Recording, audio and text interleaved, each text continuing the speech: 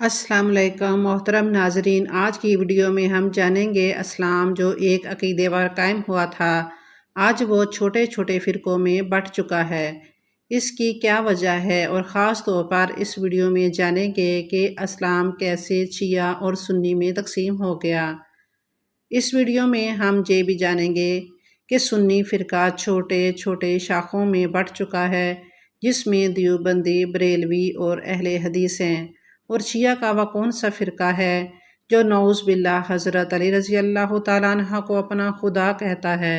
जैसा कि आप सब लोगों को मालूम है कि हम हज़रत आदम अलैहिस्सलाम की औलाद हैं। जब तक नबी पाक सल्लल्लाहु अलैहि वसल्लम मुसलमानों के दरमियान मौजूद रहे, उनमें कोई फ़िरकाबाजी, कोई इख्तलाफात नहीं पाया जाता था। जैसे ही सन 632 हिजरी में नबी पाक सल्लल्लाहु अलैहि वसल्लम इस दुनिया से रुखसत हुए, नबी पाक सल्लल्लाहु अलैहि वसल्लम की वफ़ात के फ़ौरन बाद लोगों को एक लीडर और एक रहनुमा की ज़रूरत पेश आई। मुसलमानों में ये इख्तलाफात पैदा हो गए कि नबी पाक सल्लल्लाहु अलैहि वसल्लम का हकीकी जानशीन कौन होगा और खलीफा कौन होगा।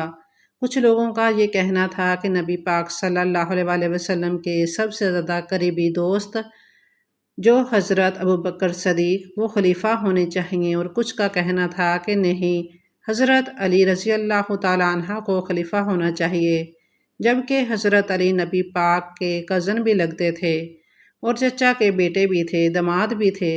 उनको नबी पाक सल्लल्लाहु अलैहि वसल्लम के साथ बहुत ज़्यादा निस्बतें हासिल हैं। जो मौला अली को मानने वाले थे वो शिया हैं। जो हज़रत अबू बकर सदीक रज़ी अल्लाह तआला अन्हु की खिलाफत के कायल हैं वो सुन्नी कहलाए। और उनके अलावा एक और फ़िरका वजूद में आया जिन्हें ख़वारिजी कहा जाता है। ख़वारिजी वो थे जो इन पर कुफ़र के फ़ितवे लगाया करते थे। मोहतरम नाज़रीन, चलें हम जानते हैं कि सबसे पहले सुन्नी फ़िरके के कौन से 4 इमाम हैं और वो कहाँ पैदा हुए, उनकी क्या तालीमात हैं। इस्लाम में सुन्नी फ़िरके के सबसे पहले इमाम अबू हनीफ़ा हैं, दूसरे इमाम मालिक हैं, तीसरे इमाम शाफ़ी हैं और चौथे इमाम अहमद बिन हम्बल हैं। इमाम अबू हनीफ़ा को मानने वाले हनफी कहलाते हैं, इमाम मालिक को मानने वाले मालिकी कहलाते हैं, इमाम शाफ़ी को मानने वाले शाफ़ी कहलाते हैं, अहमद बिन हम्बल को मानने वाले हम्बली कहलाते हैं। पूरी दुनिया में तकरीबन 85% मुसलमान लोग सुन्नी मकतबा फ़िक्र के पैरोकार हैं। सुन्नी लफ्ज़ सना से निकला है, जिसका मतलब नबी पाक सल्लल्लाहु अलैहि वसल्लम और उनके तमाम सहाबा कराम की ज़िंदगी पर अमल पैरा करना है। उनमें अगर इमाम अबू हनीफ़ा की बात की जाए तो इमाम अबू हनीफ़ा सन 80 हिजरी में इराक़ के शहर कूफ़ा में पैदा हुए। इसीलिए ही आप ईरानी नस्ल से ताल्लुक़ रखते हैं। जैसे ही आप जवान हुए, आप अरब के एक शहर हजाज में आ गए, जहां आपने अपनी तालीम मक्का और मदीना से हासिल की। अगर उस्ताद की बात की जाए तो आप कुछ तिबाए ताबईन और इमाम जाफ़र सादिक अलैहिस्सलाम के शागिर्दों में से एक शागिर्द थे। चूँकि नाज़रीन, आप अहले बैत को बहुत ज़्यादा सपोर्ट किया करते थे, इसीलिए ही अब्बासी हुकूमत ने जहर देकर शहीद कर दिया। मौजूदा दौर में हनफी फ़िक्र को मानने वाले इंडिया, पाकिस्तान, तुर्की और अरब ममालिक में पाए जाते हैं। इसी तरह सुन्नियों के दूसरे इमाम मालिक मदीना में पैदा हुए। आप एक जमनी ख़ानदान से ताल्लुक़ रखते थे और सन 2 हिजरी में आपके दादा मुसलमान हुए थे और आपको अपने दौर के हदीस का सबसे बड़ा आलम माना जाता था। यही वजह थी कि उन्हें मदीना का इमाम भी कहा जाता था। और जहाँ तक उनके उस्तादों की बात है, उनमें इमाम जाफ़र सादिक अलैहिस्सलाम और अबू हनीफ़ा सहरे फ़हरिस्त हैं, और उनके फॉलोवर उनको मानने वाले पाकिस्तान, इंडिया और पुराने वक्तों में स्पेन में पाए जाते थे। और सुन्नियों के तीसरे इमाम शाफ़ी फ़लस्तीन के शहर गज़ा में पैदा हुए। चूँकि इमाम शाफ़ी अहले बैत के बहुत ज़्यादा सपोर्टर थे, इसलिए उन्हें अब्बासी खलीफा ने कैद करके जहर के ज़रिए शहीद कर दिया।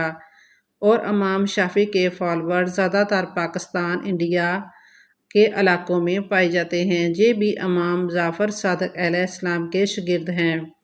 اور اگر سنیوں کے چوتھے امام کے بارے میں بات کی جائے تو امام احمد بن حنبل ایران کے ایک شہر بصرہ میں پیدا ہوئے۔ آپ نے اپنی زندگی کا زیادہ تر وقت بغداد میں گزارا۔ امام احمد بن حنبل کی قرآن اور حدیث میں بہت زیادہ کثرت تھی۔ مسند احمد بن حنبل بھی انہی کی لکھی ہوئی کتابوں میں سے ایک کتاب ہے، جو تقریباً 40,000 صحیح احادیث کا مرکب ہے۔ حنبلی فقہ زیادہ تر فالوور سعودی عربیہ میں پائے جاتے ہیں۔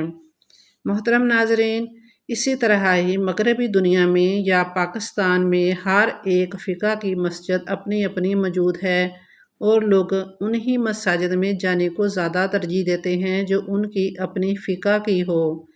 18ویں ہجری عیسوی میں مغل بادشاہوں کی شکست کے بعد مسلمانوں کو بہت زیادہ مشکلات کا سامنا پیش آیا۔ چنانچہ جیسے ہی مسلمانوں میں بہت زیادہ فرقہ بازی میں بٹ گئے تو مسلمانوں کو حقیقی رستے میں لانے کے لیے بہت زیادہ طریقوں نے جنم لیا۔ اس میں سب سے پہلی تاریخ شاہ ولی اللہ دہلوی نے چلائی، جو 1730 ہجری میں ہندوستان میں پیدا ہوئے، جو بہت زیادہ مشہور و معروف عالم تھے۔ ان کی بہت زیادہ اسلام میں خدمات ہیں۔ یہ وہ عالم ہیں جنہوں نے سب سے پہلے قرآن مجید کا اردو میں ترجمہ کیا، تاکہ یہ فرقہ بازی کے اختلافات کو ختم کیا جائے اور ہر کوئی آسانی سے قرآن پاک کا ترجمہ پڑھ سکے۔ انہوں نے فرقہ بازی کے خلاف بہت زیادہ کام سر انجام دیے تاکہ امت ایک ہو سکے اور فرقہ بازی سے باہر نکل سکے۔ ان کی اسلامی خدمات سے متاثر ہو کے قاسم نانوتوی نے سن 1832 ہجری میں دیوبندی مدرسے کی بنیاد رکھی۔ ناظرین، دیوبندی فقہ حنفی سے تعلق رکھتے ہیں، لیکن یہ مزارات اور بزرگوں کو ماننا شرک سمجھتے ہیں جو اپنے آپ کو اہل سنت کا تسلسل سمجھتے ہیں۔ ان کے مد مقابل میں احمد رضا خان بریلوی تھے، جنہوں نے بریلوی کی بنیاد رکھی۔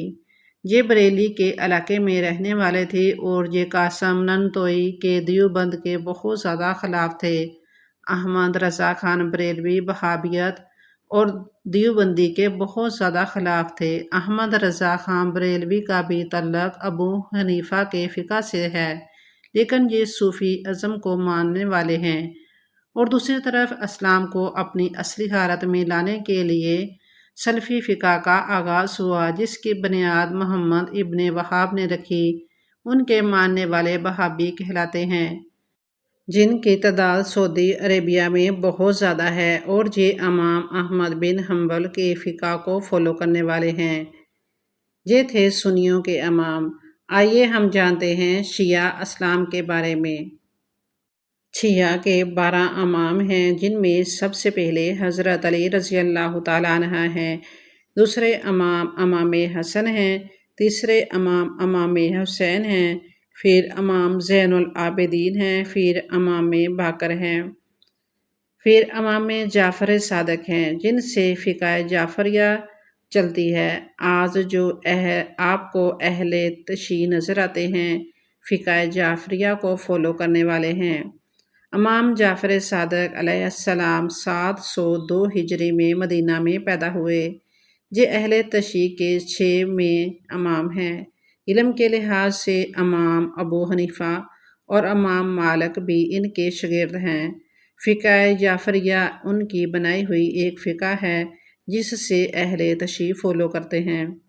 ان کی شہادت 765 ہجری میں عباسی حکومت کی طرف سے جو منصور عباسی تھا، اس کے حکم سے آپ کو زہر دیا گیا۔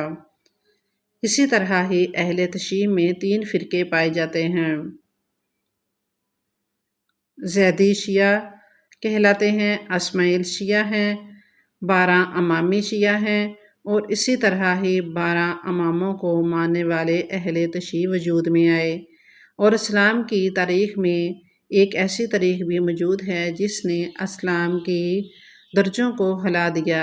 انہیں احمدیہ کہا جاتا ہے۔ یہ اپنے آپ کو تو مسلمان مانتے ہیں، لیکن شیعہ اور سنی ان کو مسلمان نہیں مانتے۔ مرزا احمد قادیاں نے 1835 ہجری میں انڈیا کے شہر قادیاں میں پیدا ہوئے۔